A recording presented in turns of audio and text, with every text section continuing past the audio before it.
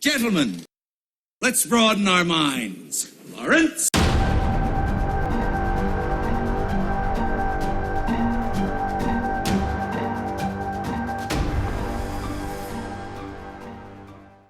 All right, so moving on to movies, a real interesting story was released that I can't think of his name. Vincent D'Onofrio was... Oh, shit. Yeah, well, he was, but it's not happening. I know, but that would be cool. Like, he was on. He's like, yeah, I'm on board. I want to be in Spider-Man. Yeah, who wouldn't? You know? Yeah. Yeah, but yeah, he was... like Spider-Man... Like, he plays Kingpin in the Marvel Universe. Right. A very good Kingpin.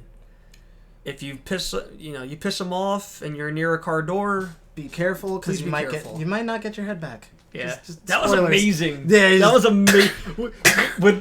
when I saw that, because I was a huge Kingpin fan. Yeah.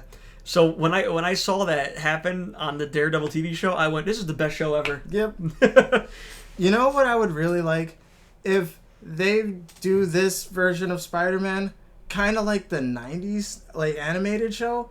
Like how, because there's so many different characters that they're saying are gonna be in this movie. Like, Tony Stark's supposed to be in it. Yep. And they're talking about Michael Keaton maybe being in it, and we don't know who he's gonna be. But like, there are so many characters that come in and out of Spider-Man's life, and a lot of them have been introduced already. Like, do you recall the '90s Iron Man theme? I am Iron Man. Yeah. I don't know. I'm just picturing that. But yeah, I totally agree because like, ever since fucking Marvel got the rights shared with Sony or whatever, how it works, I don't know. I don't work there. But there's so much they can do, and it's super exciting. And I love Tom Holland as Spider-Man. Yeah, he's great. Tom Holland's a great actor. If you've never seen The Impossible, do yourself a favor and see that movie. Make it such possible. A little kid. Good job. For such a little kid to put on such an amazing performance, that's hands down kudos, dude. But there's so much that they can do with Spider-Man as a character interacting with this world from like, a fanboy's point of view. Like, could you imagine Spider-Man crossing over with like the Punisher, which has happened on several occasions? Yeah, that's I'm awesome. Not saying that's something that's gonna happen. Yeah, that's but awesome. Like, Trust the two me. of them actually are like really good friends somehow. Yeah. A murderer and a teenager. Well, not a murderer. But... He's a fucking murderer. Yeah, I fucking did it! You can't I know I'm stealing from Kevin Smith here, but you can't protect him, Rick!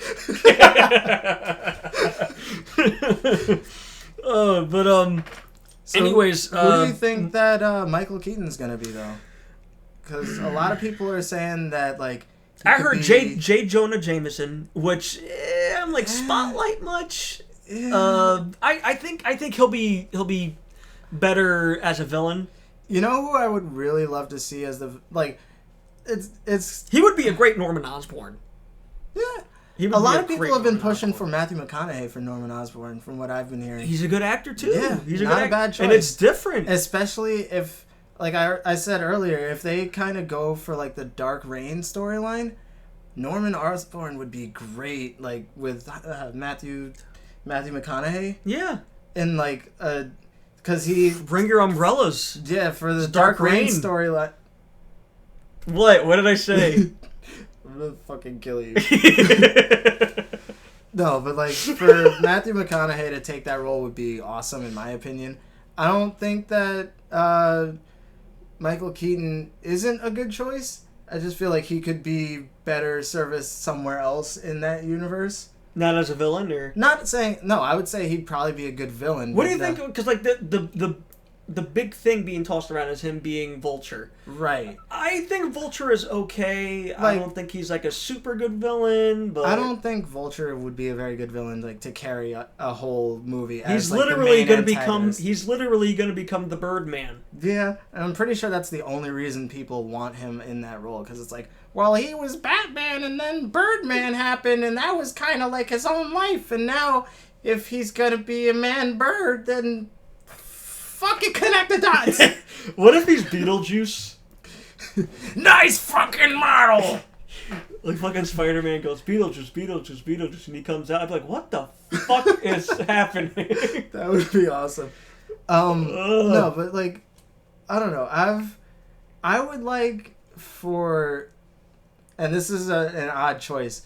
I would like to see Mysterio.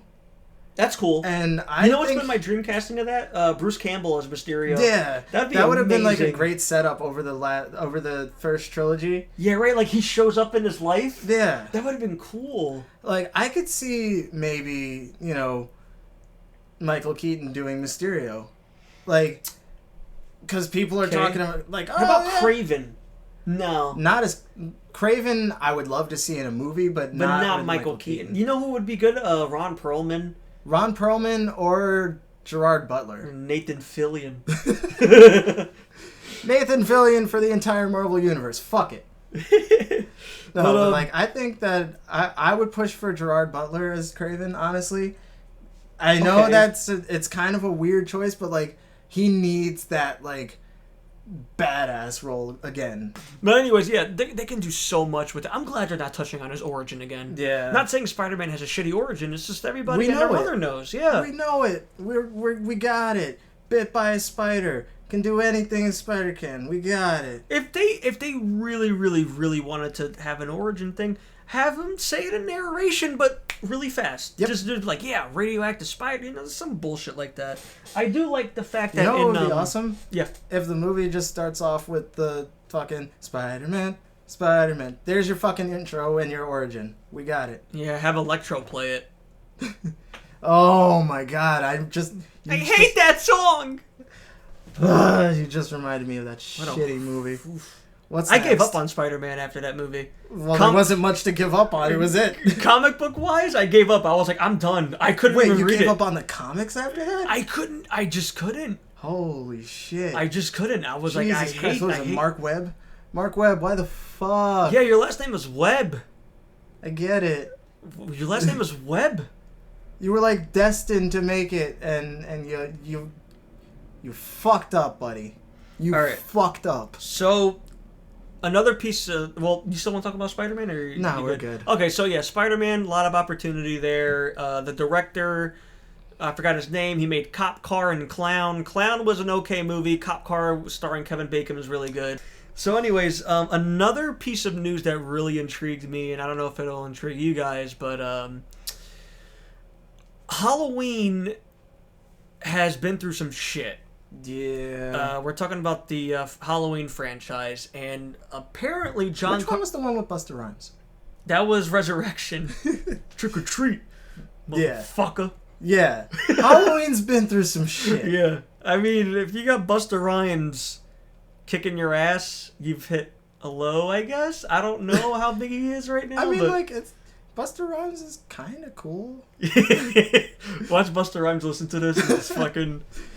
Just kick down my door, trick or treat, mother. I'd be like, ah! But sign this, but seriously, you're scary as fuck. I just look at him and be like, I don't know how you can be laughing outside the club when you can't even get in. Go ahead. All right, so John Carpenter's coming back to I wonder how John Carpenter reacted when he found out Busta Rhymes is going to be in Halloween Resurrection. So this thing that I put a lot of time and effort into and, like, really, really dug into the psyche of, like, the human mind to just dig in there and, like, fucking scare the shit out of people and made such an amazing story, and you put Busta Rhymes in it? Who the fuck is Busta Rhymes? That's probably what John Carpenter thought. Just imagine John Carpenter like, Busta who? But anyways, John Carpenter's great. A lot of people don't realize that he made fucking awesome. Yeah, movies. I was gonna say a lot of people don't realize he that made one of my all-time favorite movies. He made Big Trouble in Little China. Holy shit, that was him? Yeah. Yeah, see, this is what I'm talking about. A lot of people don't realize a lot of this shit that John Big Carpenter's Trouble in Little made. China, the Thing. Dude, the Thing the is so Fog, great. a lot of those, but Assault on Precinct 13, I think. That was that was a good one. That's another good one. Prince of Darkness is a super underrated one. I've never seen Prince of Darkness. You should check that out. It's worth it. But anyways, yeah, he's coming back to, I think, produce or executive produce the next Halloween movie. So hopefully, trust me, I've heard some good things about him. About him being a part of this. He has a lot of creative control, which is great. Yeah, that's exactly. So the first thing he's going to do is he's going to find a seasoned director, and he basically said we're gonna go back to the roots of it. And he said, he talked shit, but he didn't really talk shit about the Halloween remake. But he said, yeah, the issue with the remake was that it told Michael Myers' story.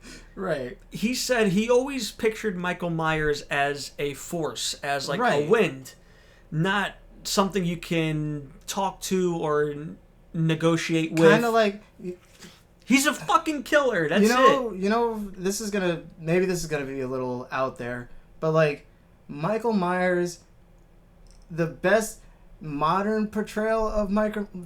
Fuck, now I'm shitting. It's a tongue twister. Michael Myers is the concept of death in the Final Destination movies. Granted, those movies went to shit, but I'm saying like it's the same kind of concept. Like just an unstoppable force that wants you fucking dead. I can see no that. Rhyme or reason, just because death is inevitable and it's coming for you. I can see that.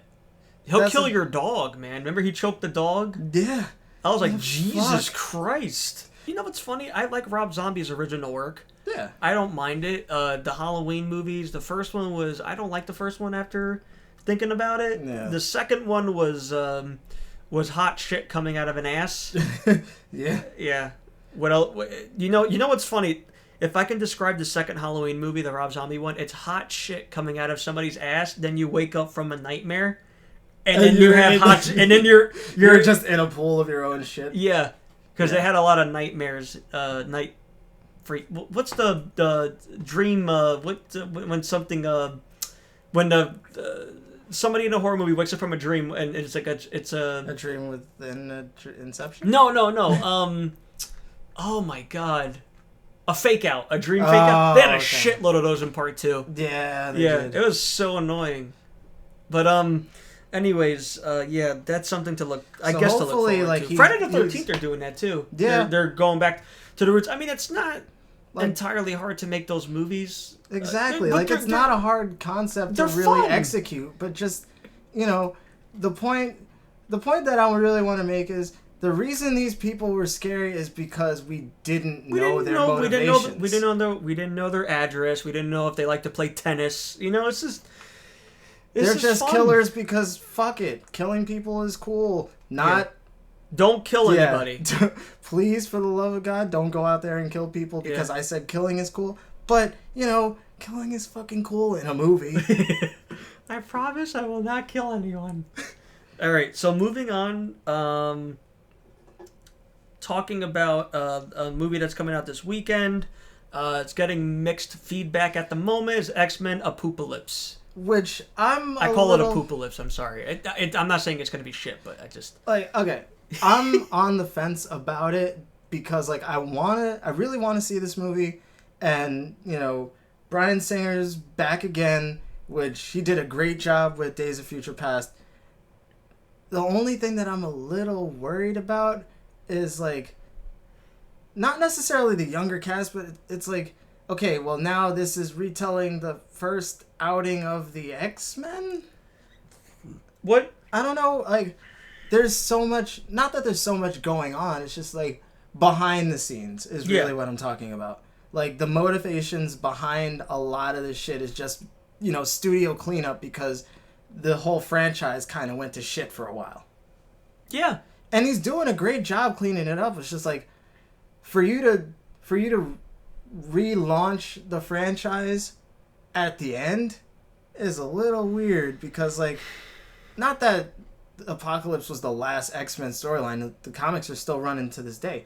Mm-hmm. But I'm just wondering Apocalypse is such a big it's a big story to go. It's the freaking Thanos of the X it's Apocalypse is as big as Thanos. Right. Or Thanos. Tomato. I always say Thanos. Yeah. Like, that just made sense to me. But, like, for you to springboard your new franchise off of that is, like, Apocalypse just sounds final.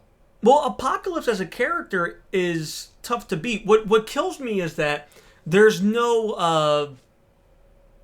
there's nothing... You don't feel anything at stake because you know this isn't the last one. Exactly. So it's like, it's called Apocalypse, and Apocalypse is usually like, well, shit, this is the end. Yeah. Well, Days of Future Past, you know they're okay because you see them as older people. So it's like, how did they get to that point? Yeah. That's what made it interesting. I think what would be cooler, you can have the Apocalypse story, but have it at maybe after Days of Future Past. Have more isolated stories. I always wanted an X-Men movie to feel like an 80s John Hughes movie. Yeah, I could see that. Like, more of like, not necessarily... I could see like kind of like a bottle... picture... Not like a bottle episode, but like... Picture Nightcrawler, Angel, Cyclops, and Jean Grey like in Saturday Detention. Make that a movie. I'd see that. I'd see it. Don't make that a movie. I'm kidding. But I wouldn't see it. I mean, maybe a scene. A scene would work. Yeah. With them in, like, detention or some shit. Yeah. Okay. But here's one of the things that I kind of want to touch on that I'm a little bit worried about, but also excited. And I'm sorry to bust this bubble for you because I'm pretty sure that you haven't seen it. But the costumes leaked online in the dumbest way possible. I guess spoilers, by the way. I mean, I can't spoil a visual for you, so be lucky. But, like, I guess they did, like, a behind-the-scenes... Like, the cast posted a video of them, like, just fucking around on set. Oh, the Beast Mode? Yeah. I seen that, yeah. Okay, yeah, they're in full costume. Like, not the costumes that are in the trailers. Oh, like the black? Yeah, they're not in, like, the black. They're in, like, the traditional, colorful, like, comic costumes. Yellow is not bad. Give it the yellow costumes. Yeah, and that's what I'm saying. Like, I'm excited that they're going for, like, the colorful costumes finally. But also, they're doing that. And I'm like, the fuck? It's just kind of coming out of left field now. I guess because, like, they're kids. Like, how are they going to fucking... I'm interested to see how they work that in now because they're going to have a costume change, I guess. I mean, Jubilee, I hope, is cool in it. Firecracker! I never understood the appeal of Jubilee. Even as a kid watching the show, I was like, she's like the worst part of this show. I don't get it. She shoots sparkles out of her hand. That's a fucking shitty power. Didn't Rogue remind you of the... one of the females from Scooby-Doo on Zombie Island? Like the same accent. Yeah, well, they were down south. I know, I just think it's funny. Yeah. I thought it was by the same person. I'm Rogue. I can't do it. Yeah, I'm not even going to attempt. I'm Rogue. Touch me. But, yeah, like, okay, another big gripe I have with the movie, and I think it's a flaw, is Jennifer Lawrence. Yeah, Jennifer Lawrence has basically become the new Wolverine. In the fact that, like, they made her front and center, like, the focus of this series, which I never understood. Like Mystique is, like, a pretty big and well-known character from the X-Men, but, like... She's a villain, man. Yeah. She's a villain. And now she's leading the X-Men? My bad. Okay. So, what pisses me off about her is... Well, not her. I don't know if she makes the choice, but... in First Class, one of the biggest themes of that movie was accepting who you are. Yeah. And then throughout the entire series, she spends, I would say, 80% of it as Jennifer Lawrence. Yeah. What makes me... what's her face? Rebecca Romaine. Yeah, did the whole thing in costume. She was Mystique for 98% of that movie. Yeah. You didn't see the her only time you saw her was 2 in and 3. X2. Oh yeah, and 3 when she lost her powers. But that was different. Yeah. She lost her powers. But what makes me upset is that... And in First Class. Yeah, in First Class. Yes, you're right. What pisses me off is that you see, like they made a big, like, Magneto was like, show me the real, what the fuck is her real name? Raven. Yeah, show me the real Raven. That's so Raven. Sorry.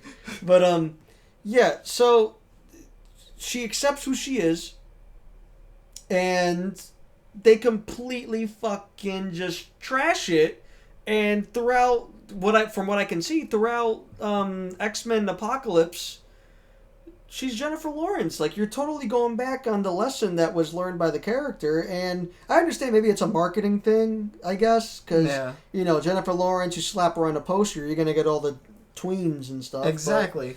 But you know what I'm interested to see? Because they're going for it with, you know, Quicksilver and Magneto being father Fasha. and son. Just Fasha. Are they gonna go for the origin with Nightcrawler and Mystique? I doubt it. The continuity of these X-Men movies is... That's what I'm saying, because that's, like, in the comics, if anybody doesn't know, Mystique is Nightcrawler's mother. And it was her and Azazel that... Yeah. And Azazel was in First Class, but he was with dead. Kevin Bacon. Yeah. With Kevin Bacon. And he died somewhere between First Class and Days of Future Past. And when she saw the picture of his dead body, she was like, you know, really heartbroken. So it's like, are they setting that up? Because Nightcrawler's going to be... No, wait. You never know. Maybe. If they go for it, fucking kudos, because that's a fucking tough story to tell. Yeah, I don't know. I just It's a bunch of convoluted shit. I'm looking forward to this movie, and I hope it does well. Honestly, I've heard a lot of bad shit, but I've also heard a lot of good shit. I heard mixed. Okay, so we're moving on now to our comic book section. So I guess Luca, take it away. All right, so the big deal this week is the relaunch of DC. They're calling it DC Rebirth. I would like to get Xavier in on the conversation too, and the possibilities of what could happen, because I'm a little bit removed from comic books right now because I haven't really been reading or collecting like the current stuff. Yeah. So Luca's gonna fill everybody in, and I'm obviously gonna we'll talk about it. Yeah, we'll talk about it. So the possibilities. So long story short, once again, spoilers. If you really read the comics. So they're rebooting it again after the New 52? Is that what's going on? That's what it seems like. The gist of I it? picked it up today with you. I haven't read it yet, but apparently the Watchmen exist in the DC universe now. Okay. And there's so many possibilities for it. Apparently, Dr. Manhattan created the New 52 universe. Okay. And I thought Flash did.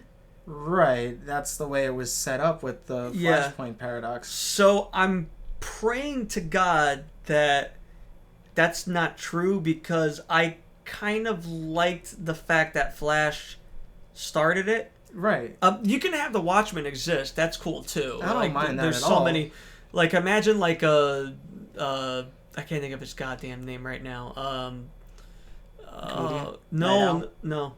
Rorschach? Yeah, Rorschach and Batman, like, investigating something. That would be crazy. I wouldn't want to be a criminal. You know what I would actually like to see?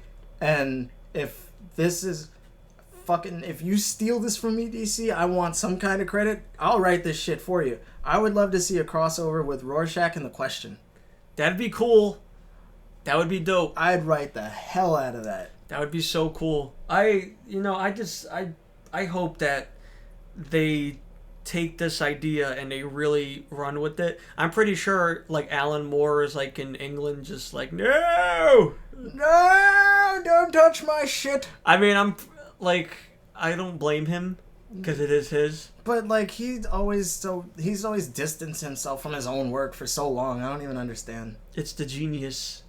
I guess he's the Kanye of comic book writers. Yeah, but Kanye loves his own shit. Oh, yeah, you're right. So he's the... I don't know. I'm running out of metaphors. Yeah, dude. We're getting towards the end here. Yeah, so, anyways, the possibilities of it are just kind of endless. I mean, You can't have a Dr. Manhattan versus Superman because Dr. Manhattan would fucking destroy him with the flick of the wrist. He really would, though. Yeah. Which is kind of... That's actually really interesting now because their characters... I mean, there were characters that were stronger or, like, more powerful than Superman in the comics already, but, like... Dr. Manhattan. I was going to say, putting Dr. Manhattan in the mainstream DC universe now is basically like throwing God in the mix. It's like when you used to play outside for recess and, like, bullets can't touch me! Yeah, exactly. So, like, I'm really interested to see how these two... I mean, they were... Watchmen was already, like, a DC comic. Like, it was a DC property. It's just... It was outside of the greater DC universe. Yeah. So now bringing them in, I'm too. interested to see how they mesh. No, I look at it this way, too. If it doesn't work... Fuck it. It doesn't work. You can still read The Watchmen and consider it to be alone. Yeah. You can... Another aspect I really want to see is... Does it take place... Well, I'm pretty sure it would take place after the 80s. So are they bringing the Watchmen forward or the DC universe back? Exactly. Like, I mean, it's when I found out about wrapping my head around this is starting to hurt a little bit. But when I found out about it, I was ecstatic. I was like, "This is great!" Like, I think it's great. I'm a very optimistic person, so I always see the good in possibly everything. So I don't know. I'm excited for it. But anyways, other stuff I picked up today was Carnage is a great comic, by the way. It follows... Who's writing that one? Conway? I gotta get the first and last names. Yeah, I mean, we're good for now. Yeah, Carnage is a great comic. I picked up Spiderman Deadpool issue 5. Honestly, these are just some I just read and just... Yeah, just the bullshit. Daredevil by Soul. Okay. I think it's Soul. Yeah, Soul. Super good. And I dropped one like an asshole. Extraordinary X-Men. I'm digging. I mean, there's Uncanny, there's so many, but yeah, I pick up Extraordinary. Super good. Obi-Wan and Anakin. How's that, by the way? This is interesting. This takes place before episode 2. Okay, cool. So that's it really, the story I wanted. yeah. So you basically get their. You remember in episode 2, Attack of the Clones, when they were in the elevator? Yeah, and they were just talking about like random shit that happened. So this is random shit. Yeah, okay, yeah. cool. This is random shit. Like, remember we fell into this and that. Yeah. This is awesome. And then I picked up Captain America #1. Just came out by Nick Spencer. There's a twist in this, apparently. I accidentally clicked on it. Spoiler if you want to read it. Apparently Captain America is a Hydra agent, which pisses off a lot of people. Yeah, I could imagine. Yeah. That's like basically being like, hey, you know this guy who's like a symbol of America and truth and justice and the American way? He's a Nazi. It's like if Batman was a henchman for Joker. Yeah, that... Okay, yeah, that makes me a bit mad. Yeah, that's basically it. Because I don't know. It's the first issue. Maybe he's infiltrating. Maybe he's a double agent. I don't know. You know what? If it I'm sucks, interested to see where it goes. Hey, but you know what's amazing? There's this little thing in your head. If it sucks, you can stop. Exactly. You can stop reading it.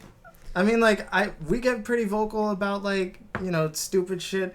And yeah, I get it. If we don't like it, we don't have to watch it. But, hey, sometimes it's interesting to see where things go. Then you got Star Wars issue 19. Been loving all the Star Wars spinoffs. Poe Dameron has a spin-off comic now. It's great. Okay, cool. Han Solo. I'm assuming that Poe's is like the story before, or is it after episode 7? Okay. Before. Yeah, it's before. Yeah, we were begging for that. And now, we were begging for a Han Solo comic. DC. Marvel was like, we'll make a Han Solo comic. That's coming out in June. All right, Solo cool. issue 1. I'll probably read that. Yeah, there's the Star Wars canon right now is like just great. Like, you know, you get your Star Wars Couldn't recommend it more, right? Yeah, I'd recommend it. Look, pick up the Lando series. Okay. It's 5 issues. It comes in a trade. Vader, I think the Vader series is super good. It dropped down a little bit, but it got better as it went on. Okay, cool. Yeah, there's basically anything Star Wars. I mean, I sound a little bit biased here, but Star Wars canon is great. Like, they have like a bunch of people working on it. It's really good comics. But anyways, yeah, that's pretty much it for this week that I picked up. As far as recommendations, the only things that I'm reading right now, because I'm a little bit behind, I'm actually currently caught up on Saga. So if you have never read Saga before, definitely pick that up. It's an amazing, very different story from anything that I've read recently. And I'm currently reading Preacher. So I'm about like halfway through it, I think. So I don't know what the show covers, so I'm trying to gauge it, but I'm definitely going to watch the show because the comic book is awesome. So I think that's about it for this week. So yep. Until next time, guys. Yep. Next time we'll cover more Preacher, yeah. whatever trending news. We'll actually talk about. Yep. We'll see at that point we will have seen X-Men Apocalypse, so we'll talk about that.